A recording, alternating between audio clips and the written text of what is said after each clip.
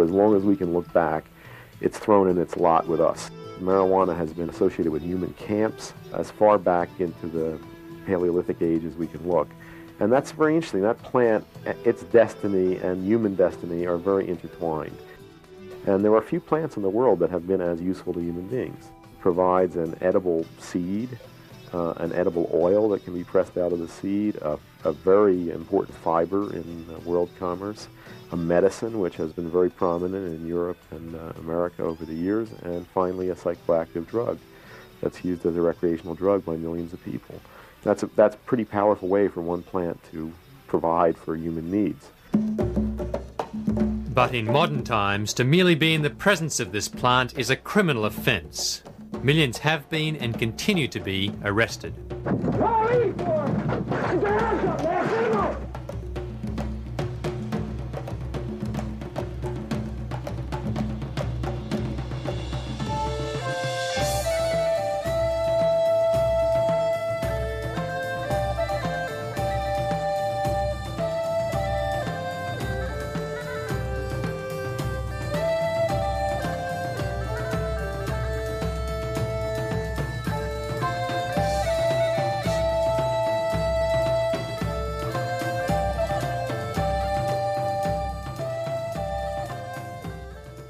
The longest and strongest fibre in the plant kingdom, Cannabis sativa, commonly called hemp, has been essential to world commerce for thousands of years.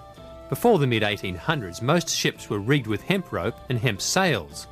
A 44-gun warship, like America's old Ironsides, took over 60 tons of hemp rigging, including an anchor cable over 2 feet in circumference. Also, the oakum that sealed the ship's boards and the sailors' clothing were made of hemp, as were the uniforms of soldiers and flags. The wagons of pioneer days were covered in hemp canvas. In fact, the word canvas comes from the word cannabis, which is found in ancient Sumerian and Babylonian languages 6,000 years ago. America's founding fathers, including George Washington, were keen growers of hemp, and Thomas Jefferson was probably the first hemp activist. Realising hemp's value to the prosperity and defence of the nation, he encouraged farmers to grow hemp instead of tobacco. Today's activists rally in the thousands at annual hemp harvest festivals throughout the Western world.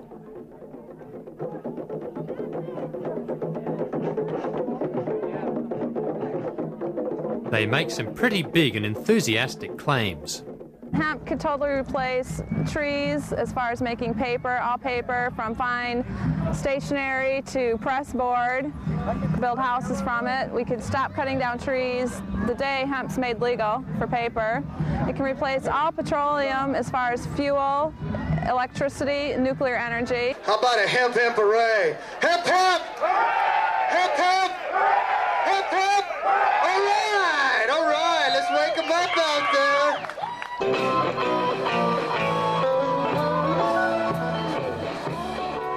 Of course, it's possible that some of these activists might have an ulterior motive, but nevertheless their claims warrant further investigation.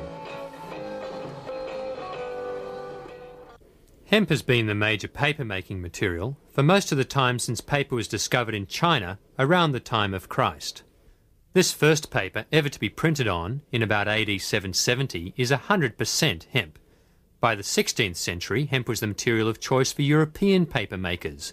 They made it into the finest and longest-lasting paper ever made, including the Gutenberg and King James Bibles, and many other famous works. America's Declaration of Independence was also first printed on hemp paper. Most paper of this period was made from recycled hemp canvas and old rags made from various fibres. For hundreds of millions of us today, paper is a way of life. The world consumes hundreds of thousands of tons of paper each year, and to meet this demand, hundreds of thousands of acres of forest are cut down each year. It's a worldwide crisis. In southeastern Australia, vast areas of old-growth forests are being chipped and bought by Japanese companies like Harris Daishowa. Eugene Collins is a forester turned activist. Most of these forests take in the vicinity of 150 years to mature and to provide habitat for all the arboreals that require the hollows and things like that in them. This operation will be operating on about somewhere between 40 and 80 years, which is about half of what it takes for these forests to regenerate to their full maturity.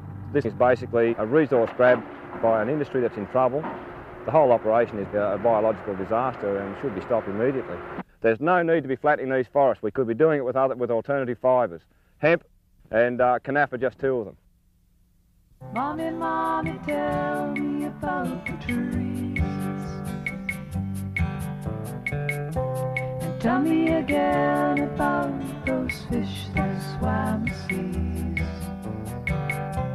And why aren't they here for you and me? Why can't we live in harmony?